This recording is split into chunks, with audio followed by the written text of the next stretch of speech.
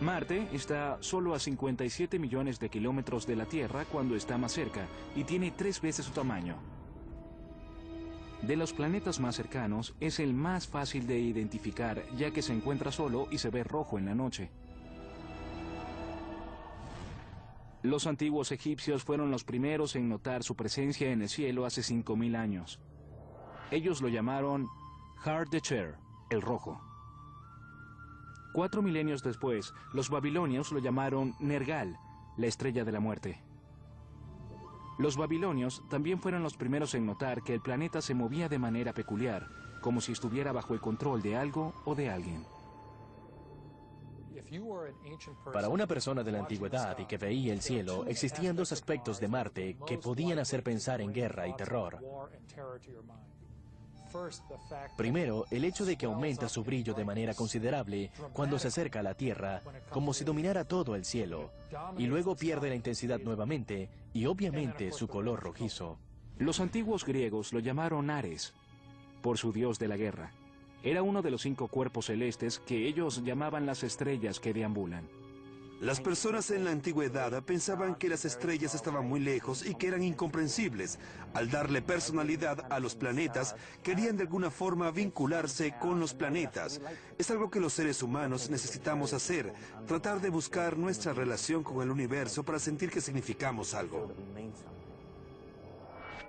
Apenas en el año 250 a.C., el astrónomo griego Aristarco de Samos hizo una atrevida afirmación. Dijo que Ares era uno de varios planetas, entre los cuales estaba la Tierra, que giraban en torno al Sol. Sin embargo, el astrónomo romano Claudio Ptolomeo, en el año 100 después de Cristo, insistía en que los planetas y las estrellas giraban en torno a la Tierra, y esta fue la teoría que se mantuvo. Al igual que el nombre romano para el planeta Marte, el dios de la guerra. Era natural pensar que la Tierra era el centro del universo, ya que se siente inmóvil y sólida, es el centro de nuestra existencia, y el cielo era como un domo o la parte interna de una esfera con cosas que se movían dentro. La Tierra, como centro del universo, fue una explicación tranquilizante por 14 siglos. Pero fue en 1543 cuando un astrónomo polaco, llamado Nicolás Copérnico, revolucionó el mundo científico. Copérnico, a principios del siglo XVI, es el primero con un argumento valedero para explicar que los planetas giran alrededor del Sol y no de la Tierra. Esta teoría significa que la Tierra es solo otro cuerpo que orbita alrededor del Sol. Los científicos se preguntaron si los otros planetas eran como el nuestro. Fue entonces cuando comenzó la verdadera investigación científica para saber si estamos solos en el universo o no. En 1609, el astrónomo alemán Johannes Kepler explica el extraño movimiento de Marte al probar que orbita de manera elíptica. Además, se preguntó si en este planeta podía existir vida. En sus escritos dijo: ¿quién ha de vivir en estos mundos de estar habitados? ¿Seremos nosotros o ellos los señores del mundo? En 1610, el astrónomo italiano Galileo Galilei es el primero en observar a Marte a través de un telescopio. En su lente de 2,5 centímetros, Marte es del tamaño de un guisante visto desde 2,5 metros. Pero fue lo suficientemente impresionante para sustentar la posibilidad de vida en otros planetas. A simple vista, sin la ayuda de un telescopio, un planeta luce como una estrella brillante. Pero cuando Galileo vio a los planetas a través de un telescopio, se dio cuenta de que no eran estrellas, eran pequeños mundos como la Tierra. Durante los siguientes 3 siglos, los telescopios se perfeccionaron gradualmente, lo que reforzó la idea de que Marte podía ser otra Tierra. En 1877 tuvo lugar lo que llamamos oposición de Marte. Cada 2 años, Marte se acerca al máximo a la Tierra y se ve más brillante en el cielo. Este es el mejor momento para observarlo. Durante ese acercamiento de Marte, el astrónomo italiano Giovanni Schiaparelli publicó mapas de la superficie de Marte que causaron sensación. Si ves los dibujos de Schiaparelli, te das cuenta de que son realmente hermosos. Son una obra de arte así como una obra científica. Pero lo más interesante fueron sus dibujos de rasgos lineales en la superficie. En su trabajo, él explica que estos son canali, que en italiano significa canales.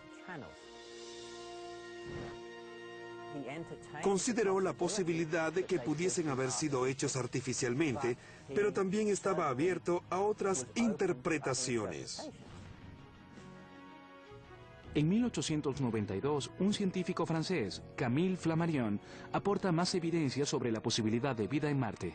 Descubrió algo que llamó la ola oscura durante la primavera en Marte, que es cuando manchas oscuras se expanden desde los polos hacia el ecuador para luego desaparecer al final del verano marciano. Flammarion planteó que estas manchas oscuras se debían al cambio de la vegetación durante las estaciones. Como la evidencia científica aumentaba y se hacía más convincente, teorías sensacionales que hablaban sobre la posibilidad de vida inteligente en Marte cautivaron la imaginación colectiva y la de los escritores que hablaban de viajes espaciales y Marte en un nuevo género llamado ciencia ficción. La gente considera a H.G. Wells y a Julio Verne los padres de la ciencia ficción. Entre los dos crearon muchas ideas básicas que hemos usado tantas veces como la máquina del tiempo, las invasiones. Y Julio Verne, como sabemos, escribió sobre una tecnología absurda, como la de los submarinos y dirigibles. Sus sueños compartidos inspiraron una de las primeras películas con movimiento, Viaje a la Luna, de Georges Méliès. En la película de 1902 se muestran insectos del tamaño de hombres que gobiernan un mundo frío y desolado.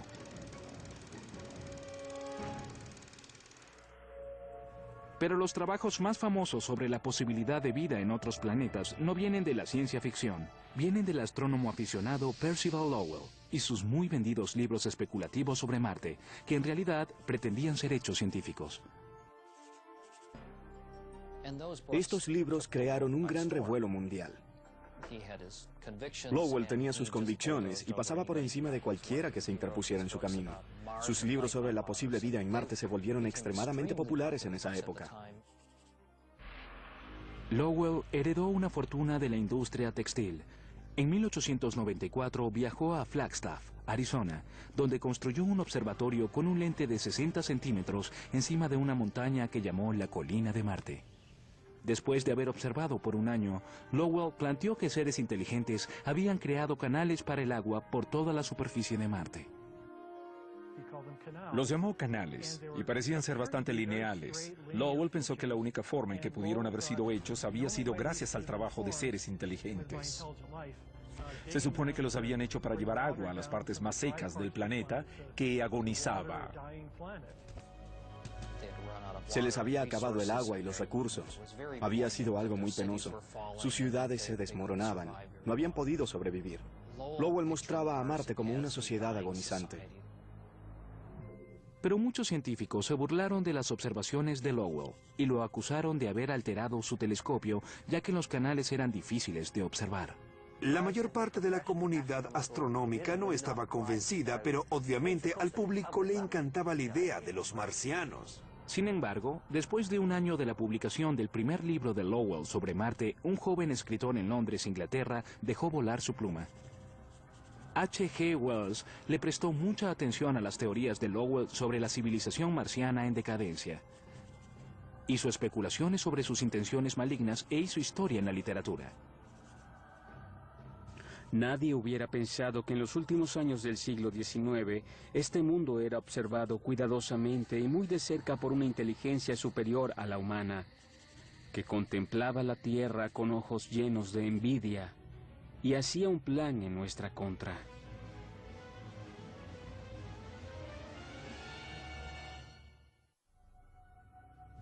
Por siglos, los astrónomos habían acumulado evidencia científica de vida en Marte. Ahora, en 1897, un nuevo escritor de ciencia ficción ofrecía su propia interpretación espeluznante. Si nos los hubieran permitido nuestros telescopios, hubiésemos visto los problemas que se avecinaban ya en el siglo XIX. Hombres como Schiaparelli observaron el planeta rojo, pero fallaron al interpretar las variaciones en las marcas que ilustraron en mapas. Los marcianos deben haberse estado preparando. Herbert George Wells nació en una familia de clase media en el sur de Inglaterra. Wells tenía una vasta experiencia científica. Estaba interesado en la evolución humana y el proceso de evolución. Luego de graduarse, fue un profesor de escuela que mostraba poco interés por su trabajo. Luego, en 1895, a la edad de 29 años, Wells se mudó a un tranquilo suburbio cerca de Londres que se llamaba Woking. Allí mostró interés por la escritura. En sus dos primeras novelas, La máquina del tiempo y El hombre invisible, combinó su interés en la ciencia con la crítica social, lo que lo estableció como uno de los escritores más populares de la época. Se esperaban grandes cosas de H.G. Wells. Cuando salió su tercera novela en 1897, el público no fue decepcionado. Además de la emoción de las invasiones alienígenas, la Guerra de los Mundos insinuaba la vulnerabilidad del imperio. Cuando Wells escribió La Guerra de los Mundos, el Imperio Británico estaba en su auge. Había conquistado todo país al que había llegado. Era una superpotencia. Wells le hizo una advertencia a un imperio arrogante. La Guerra de los Mundos es una alegoría, ya que los marcianos habían dado mal uso a su tecnología. Tenían un gran poderío militar, pero hicieron mal uso de él. Es por esto que se vienen abajo. Wells quería decir que nos podía pasar lo mismo, que debíamos ser más responsables al usar nuestro poder. Esta fuerza superior llegaba de una manera espectacular. Varios cilindros huecos caían en un parque a solo minutos del departamento de Wells.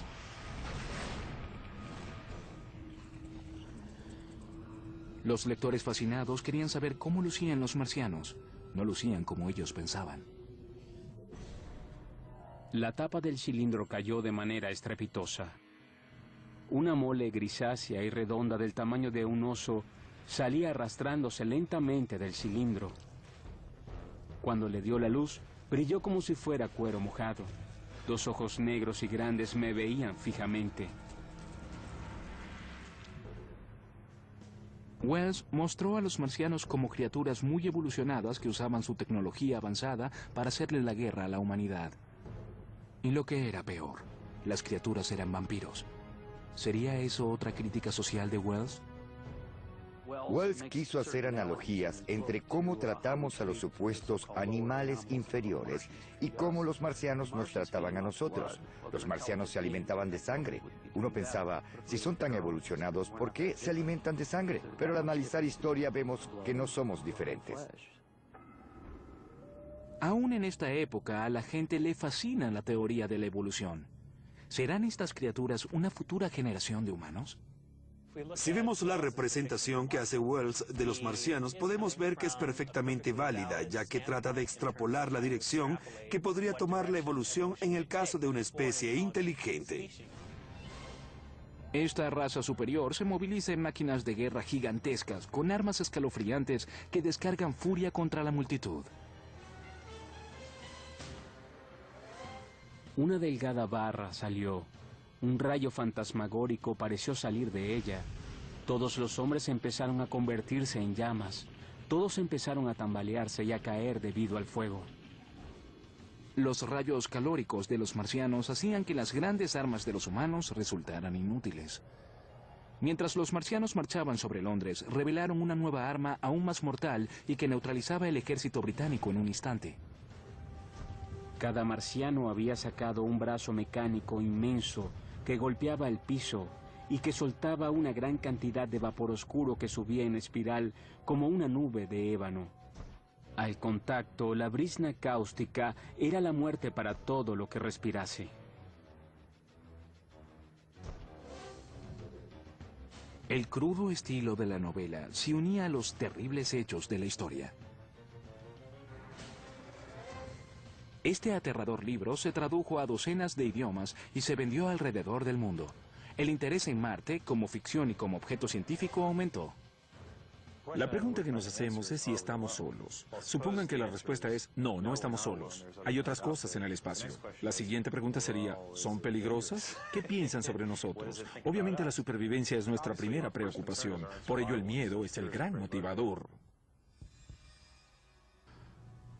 En 1910, hasta el científico pionero Thomas Edison especulaba sobre cómo lucirían los marcianos.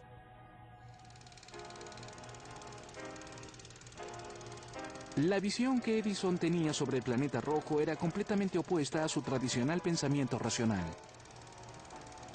Descaradamente despreciaba las nociones científicas contemporáneas a favor de una fantasía alocada de su propia imaginación. En 1926, Rusia mostró una nueva cara del planeta rojo cuando estrenó Aelita, Reina de Marte, escrita por un primo de León Tolstoy. Nuevamente Marte es una metáfora del mal. Los primeros cosmonautas de la Tierra llegan a un planeta donde el pueblo vive oprimido por un capitalismo aplastante. Los viajeros espaciales llegan a Marte. Obviamente venían de Rusia, donde había ocurrido la revolución, y utilizaban esa oportunidad para ayudar a los marcianos a mejorar su vida. Rápidamente les enseñaban las bendiciones del comunismo y regresaban a la Unión Soviética. No quisieron hacer una película que fuera solo sobre la revolución, sino que también fuera divertida.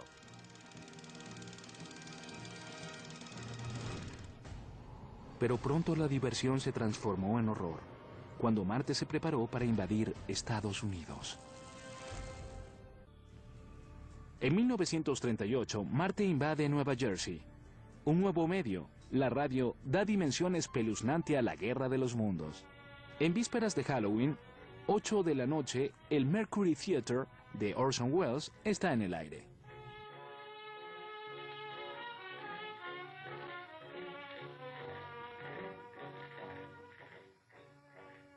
Buenas noches, señoras y señores. Desde el Meridian, en el Hotel Park Plaza, en la ciudad de Nueva York, les llevamos la música de Ramón Raquelo y su orquesta. Con un toque español, Ramón Raquelo empezará con La Campesina.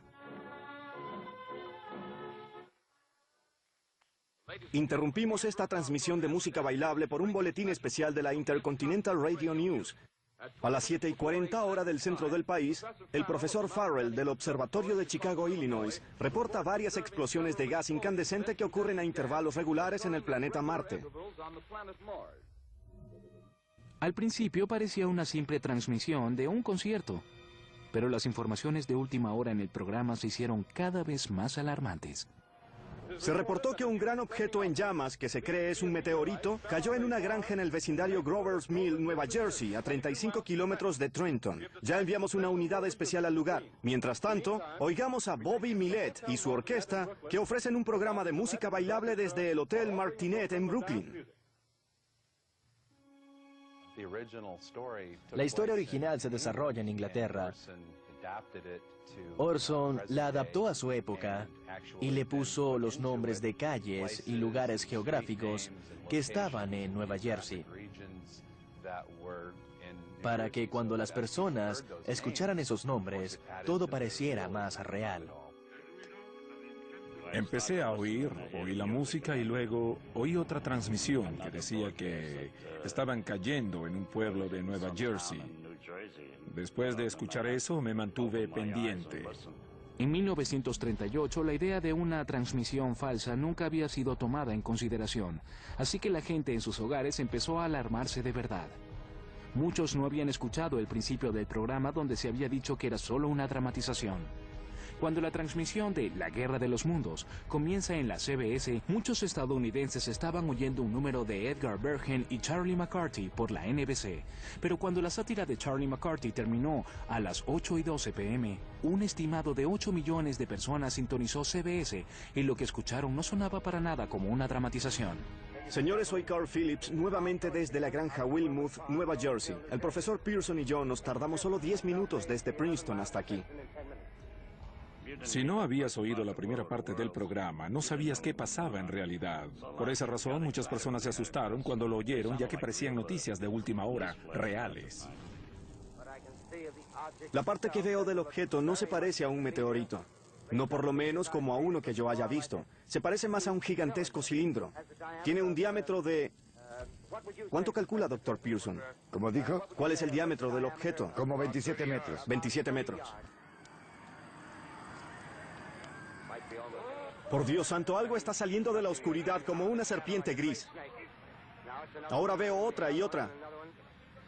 Parecen tentáculos. Ahora puedo ver el cuerpo, es del tamaño de un oso. Brilla como cuero mojado. Su rostro, señoras y señores, es indescriptible. Apenas si puedo forzarme a verla.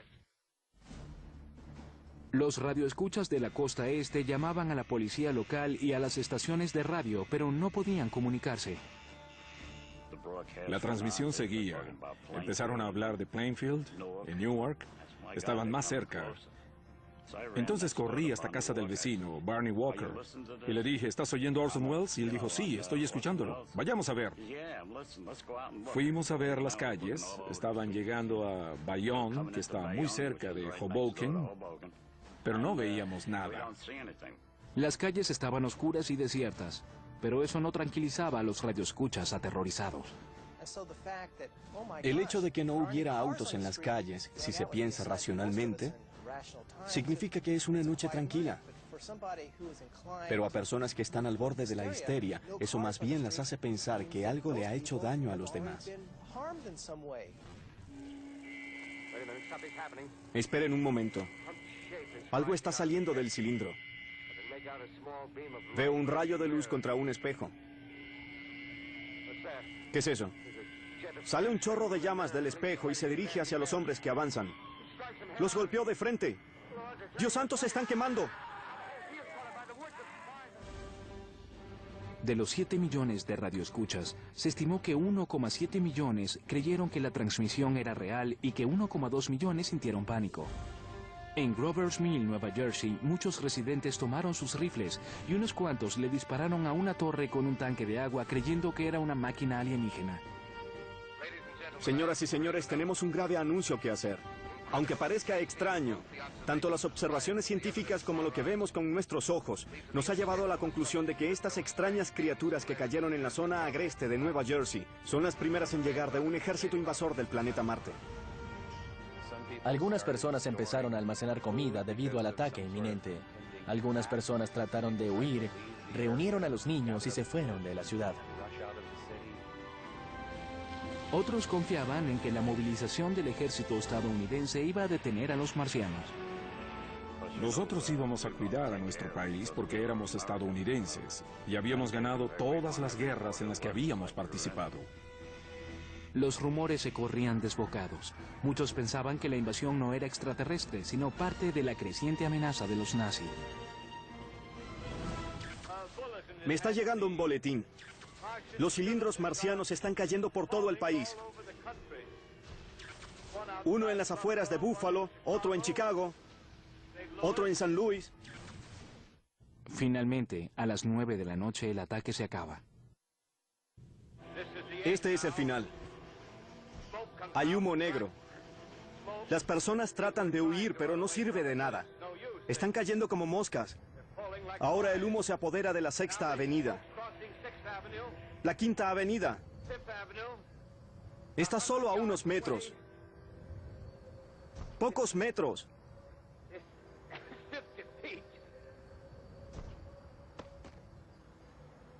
...2X, 2L, llamando a CQ.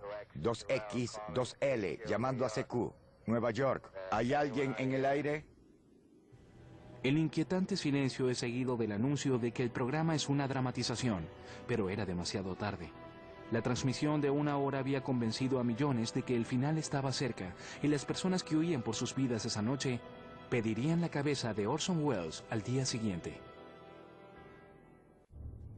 En 1938, una dramatización del clásico de H.G. Wells, La Guerra de los Mundos, había hundido a Estados Unidos en el pánico.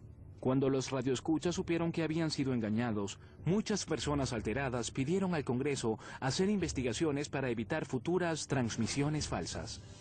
Orson Welles es culpado del pánico. Se culpa a Orson porque él había sido la voz y quien había dirigido el programa.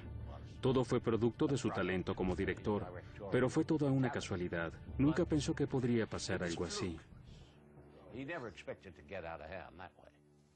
¿Me permite hablar ahora? Al día siguiente, un arrepentido Welles se dirigió a la nación. Estamos muy impresionados y apenados por los resultados de la emisión de anoche.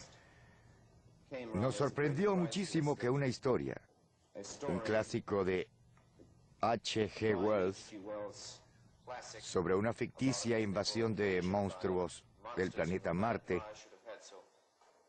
haya tenido un impacto tan profundo en los radioescuchas. Recuerdo lo preocupado, lo pálido y lo asustado que se veía. Las autoridades empezaron a investigar, pero creo que algunos comisionados estaban preocupados por la creatividad en la radio y la libertad de expresión y el hecho de coartarla. En realidad no se hizo mucho al respecto. Aunque Orson Welles dio una disculpa de corazón, esto lo hizo muy famoso. Y cuando eres famoso, no te disculpas. Pero dijo que no creía que intentaría hacer algo así nuevamente. Orson Welles nunca admitió si el pánico que infundió fue premeditado. Cuando le preguntaban, solo sonreía. A pesar del furor que creó la transmisión de 1938, el 12 de febrero de 1949, otra transmisión basada en la Guerra de los Mundos terminó en un pandemonio en Quito, Ecuador. Decenas de miles de habitantes aterrorizados corrieron a las calles para escapar de los letales gases marcianos. Cuando el público se dio cuenta de que se trataba de un engaño, se enojó bastante y tomó por asalto la estación de radio y la quemó por completo. 15 empleados de la estación de radio murieron en el incendio. En julio de 1947, los diarios reportaron que unas naves alienígenas habían caído en la Tierra en Roswell, Nuevo México. Esto provocó una obsesión mundial por las cosas de Marte. Por favor, contáctennos. Somos sus amigos. Los científicos insisten en que la nave espacial de Roswell es un globo del gobierno para el clima, pero esto no detuvo la creciente aparición de libros y películas sobre platillos voladores y alienígenas.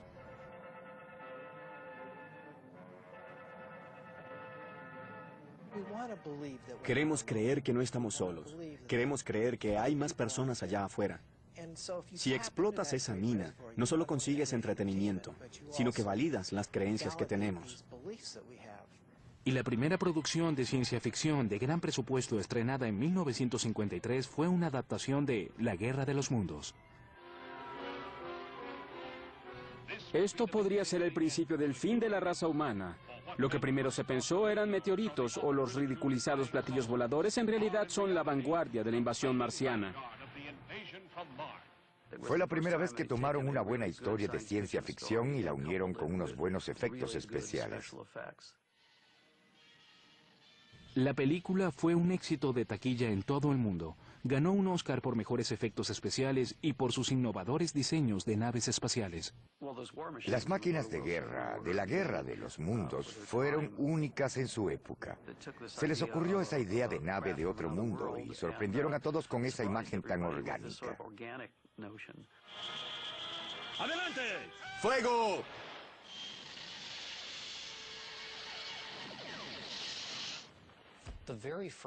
La primera película que vi fue La Guerra de los Mundos. No pude dormir sino hasta tarde. Me asustó muchísimo. Luego quedé obsesionado con la idea de los marcianos y sus rayos letales.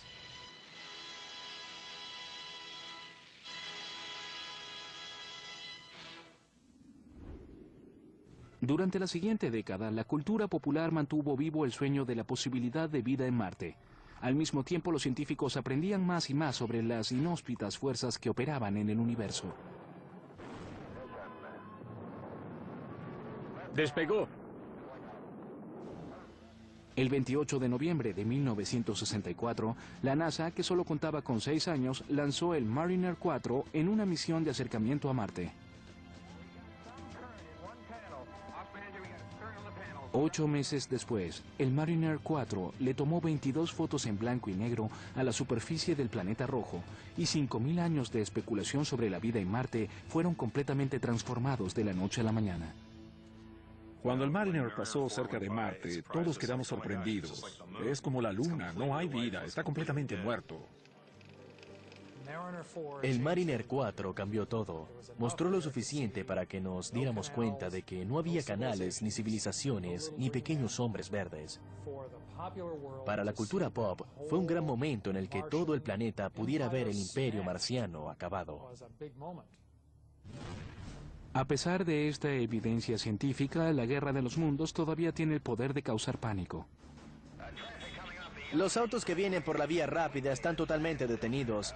Les pedimos que, por favor, se mantengan fuera del área. Ha habido fuego y explosiones. No estamos seguros de cuántas personas han muerto o han sido heridas, pero se está llamando a todas las ambulancias que estén disponibles en el área. Durante Halloween en 1968, en el 30 aniversario de la transmisión original de radio, la emisora WKBW en Buffalo, Nueva York, presentó una versión moderna del programa Mercury Theater. Esta vez las invasiones marcianas tienen lugar en la frontera de Estados Unidos con Canadá. Estaré bien, solo quiero ver. Jeff, viene hacia acá. Irv, ¿me puedes oír? K193. K193. ¿Me escuchas?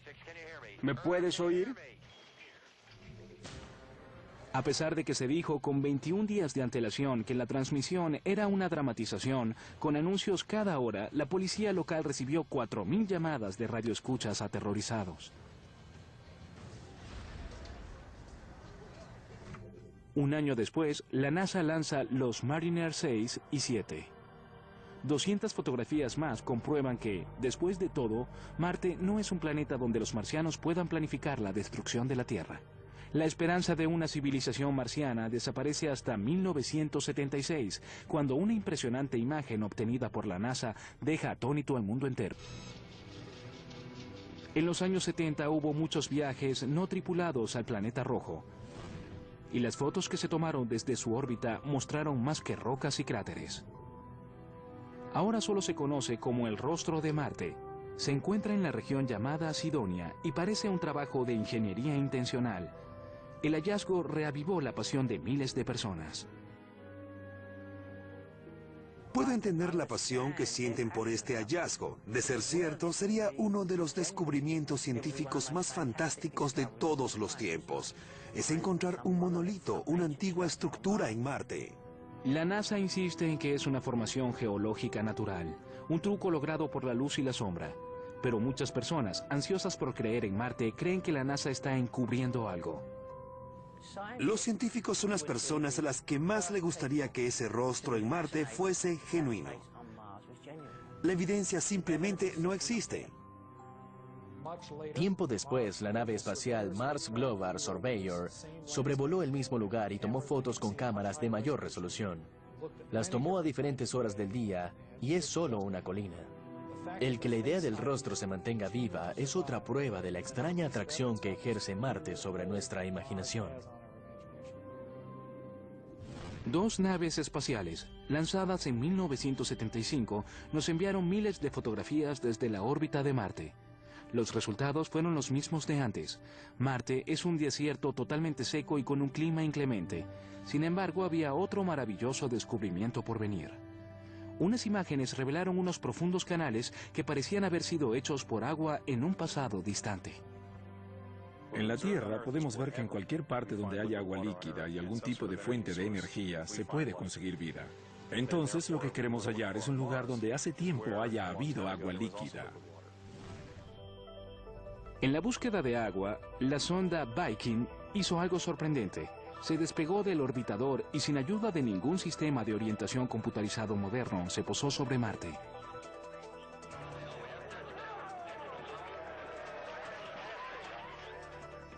Cuando pienso en la sonda Viking, me digo, ¿cómo fueron capaces de hacer eso con la tecnología que tenían en esa época?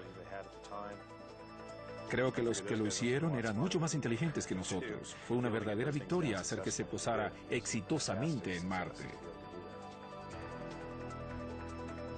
Las sondas Viking eran 3 robots buscadores a control remoto.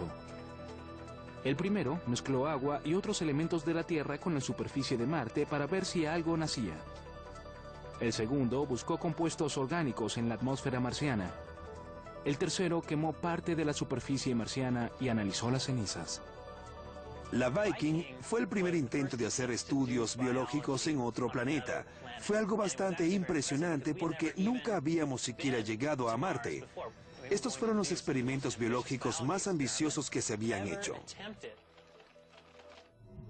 Al principio creyeron que habían encontrado vida, pero los resultados fueron negativos.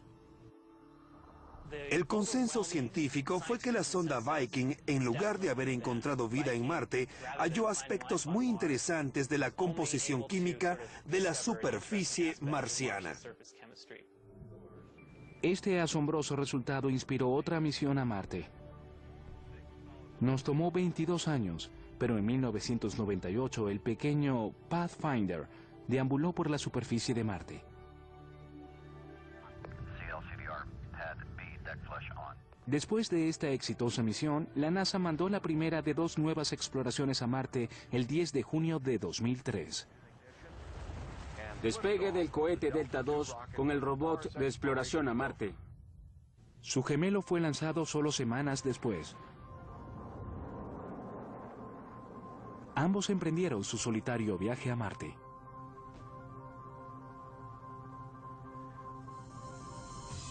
Siete meses después, el 3 de enero de 2004, la primera sonda aterriza en Marte, con una nueva cámara con acercamiento y un triturador de rocas que buscaba evidencia de vida microscópica dentro de las rocas congeladas. Solo semanas después, llegó el segundo que tuvo estupendos resultados similares.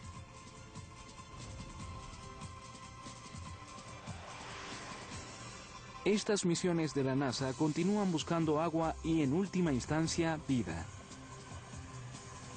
En un futuro, las expediciones serán tripuladas por humanos.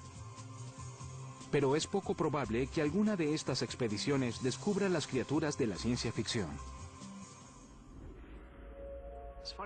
Es increíble que después de tantas exploraciones, Marte siga siendo objeto de la fantasía de muchas personas. Todavía tenemos esperanzas de que haya vida en Marte, que estén bajo tierra o que sus ciudades estén cubiertas por la arena.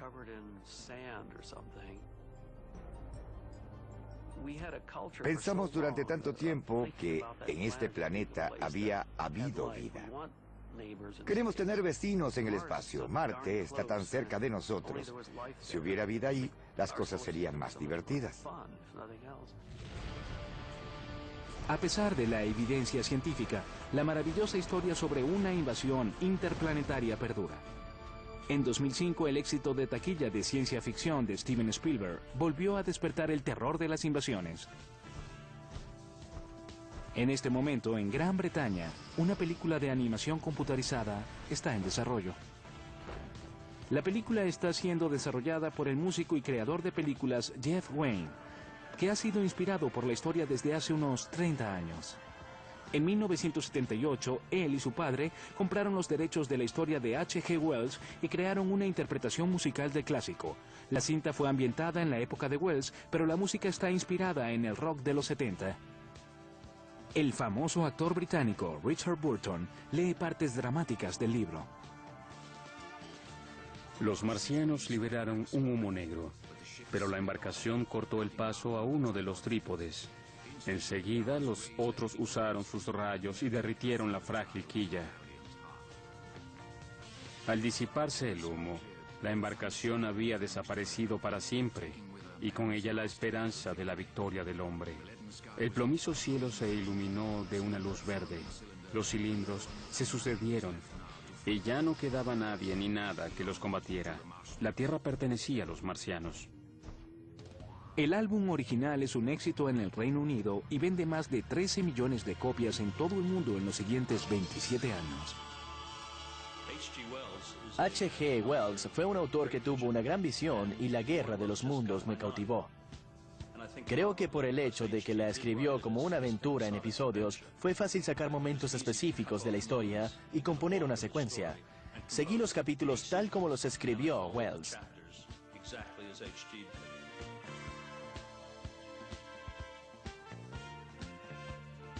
Creo que la creación de una versión musical de la Guerra de los Mundos nos dice mucho sobre la flexibilidad que tiene esta sencilla historia. Jeff Wayne añadió dibujos al álbum que nos hacen ver nuevas y asombrosas interpretaciones de las máquinas de guerra marcianas.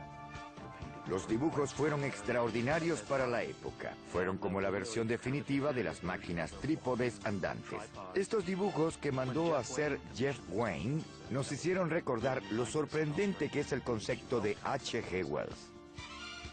Durante las siguientes 2 décadas, la pasión de Wayne por la historia inspiró juegos de video y una gran cantidad de artículos que crecía a cada momento, y ahora una película animada. ¿Por qué la idea de algo horrible proveniente de Marte sigue estando presente entre nosotros? ¿Por qué es algo que todavía se puede transformar en un éxito popular?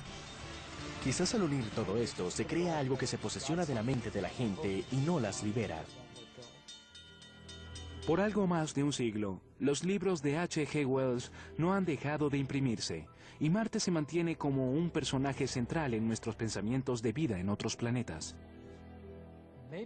Quizás vemos a Marte como nuestro gemelo maligno. Lo observamos y vemos un planeta que se parece a la Tierra, pero nunca ha sido asociado con cosas buenas. La idea general de Marte siempre estuvo asociada al terror y al mal.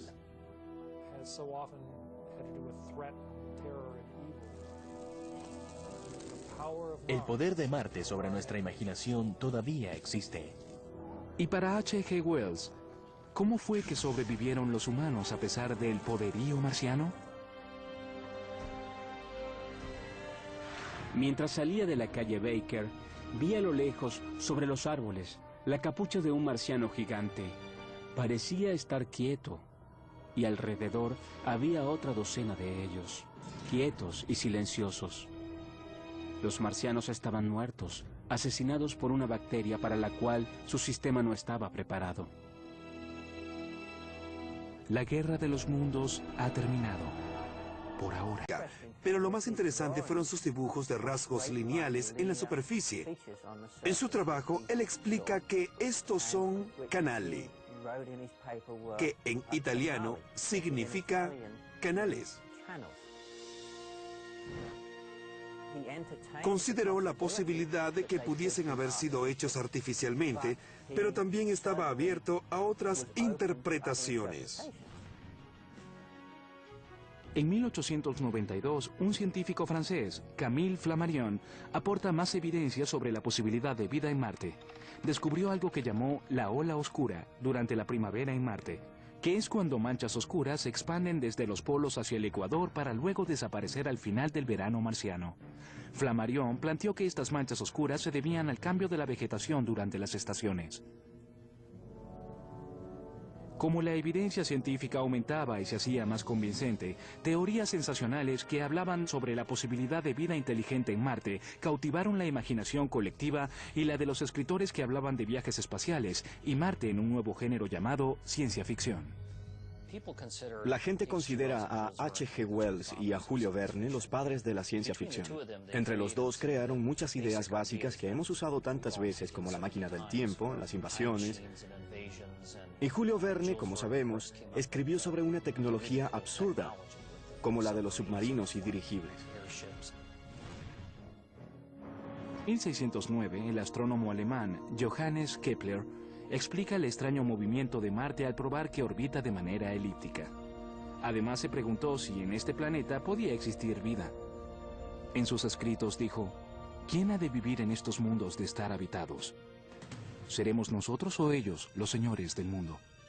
En 1610, el astrónomo italiano Galileo Galilei es el primero en observar a Marte a través de un telescopio. En su lente de 2,5 centímetros, Marte es del tamaño de un guisante visto desde 2,5 metros, pero fue lo suficientemente impresionante para sustentar la posibilidad de vida en otros planetas. A simple vista, sin la ayuda de un telescopio, un planeta luce como una estrella brillante, pero cuando Galileo vio a los planetas a través de un telescopio, se dio cuenta de que no eran estrellas, eran pequeños mundos como la Tierra. Durante los siguientes 3 siglos, los telescopios se perfeccionaron gradualmente, lo que reforzó la idea de que Marte podía ser otra Tierra. En 1877 tuvo lugar lo que llamamos oposición de Marte. Cada 2 años Marte se acerca al máximo a la Tierra y se ve más brillante en el cielo. Este es el mejor momento para observarlo. Durante ese acercamiento de Marte, el astrónomo italiano Giovanni Schiaparelli publicó mapas de la superficie de Marte que causaron sensación. Si ves los dibujos de Schiaparelli, te das cuenta de que son realmente hermosos. Son una obra de arte así como una obra científica. Marte está solo a 57 millones de kilómetros de la Tierra cuando está más cerca y tiene 3 veces su tamaño. De los planetas más cercanos, es el más fácil de identificar ya que se encuentra solo y se ve rojo en la noche. Los antiguos egipcios fueron los primeros en notar su presencia en el cielo hace 5000 años. Ellos lo llamaron Har-Decher, el rojo. 4 milenios después, los babilonios lo llamaron Nergal, la estrella de la muerte. Los babilonios también fueron los primeros en notar que el planeta se movía de manera peculiar, como si estuviera bajo el control de algo o de alguien. Para una persona de la antigüedad y que veía el cielo, existían dos aspectos de Marte que podían hacer pensar en guerra y terror. Primero, el hecho de que aumenta su brillo de manera considerable cuando se acerca a la Tierra, como si dominara todo el cielo, y luego pierde la intensidad nuevamente y obviamente su color rojizo. Los antiguos griegos lo llamaron Ares, por su dios de la guerra. Era uno de los 5 cuerpos celestes que ellos llamaban las estrellas que deambulan. Las personas en la antigüedad pensaban que las estrellas estaban muy lejos y que eran incomprensibles. Al darle personalidad a los planetas, querían de alguna forma vincularse con los planetas. Es algo que los seres humanos necesitamos hacer, tratar de buscar nuestra relación con el universo para sentir que significamos algo. Apenas en el año 250 a.C., el astrónomo griego Aristarco de Samos hizo una atrevida afirmación. Dijo que Ares era uno de varios planetas, entre los cuales estaba la Tierra, que giraban en torno al Sol. Sin embargo, el astrónomo romano Claudio Ptolomeo, en el año 100 después de Cristo, insistía en que los planetas y las estrellas giraban en torno a la Tierra, y esta fue la teoría que se mantuvo. Al igual que el nombre romano para el planeta Marte, el dios de la guerra. Era natural pensar que la Tierra era el centro del universo, ya que se siente inmóvil y sólida, es el centro de nuestra existencia, y el cielo era como un domo o la parte interna de una esfera con cosas que se movían dentro. La Tierra, como centro del universo, fue una explicación tranquilizante por 14 siglos. Pero fue en 1543 cuando un astrónomo polaco, llamado Nicolás Copérnico, revolucionó el mundo científico. Copérnico, a principios del siglo XVI, es el primero con un argumento valedero para explicar que los planetas giran alrededor del Sol y no de la Tierra. Esta teoría significa que la Tierra es solo otro cuerpo que orbita alrededor del Sol. Los científicos se preguntaron si los otros planetas eran como el nuestro. Fue entonces cuando comenzó la verdadera investigación científica para saber si estamos solos en el universo o no. Sus sueños compartidos inspiraron una de las primeras películas con movimiento, Viaje a la Luna, de Georges Méliès. En la película de 1902 se muestran insectos del tamaño de hombres que gobiernan un mundo frío y desolado.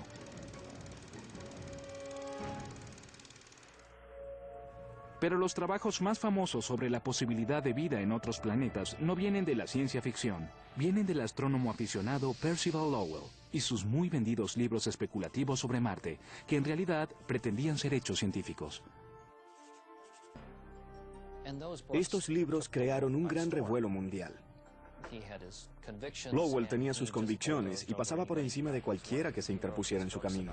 Sus libros sobre la posible vida en Marte se volvieron extremadamente populares en esa época. Lowell heredó una fortuna de la industria textil. En 1894 viajó a Flagstaff, Arizona, donde construyó un observatorio con un lente de 60 centímetros encima de una montaña que llamó la Colina de Marte. Después de haber observado por un año, Lowell planteó que seres inteligentes habían creado canales para el agua por toda la superficie de Marte. Los llamó canales, y parecían ser bastante lineales. Lowell pensó que la única forma en que pudieron haber sido hechos había sido gracias al trabajo de seres inteligentes. Se supone que los habían hecho para llevar agua a las partes más secas del planeta que agonizaba. Se les había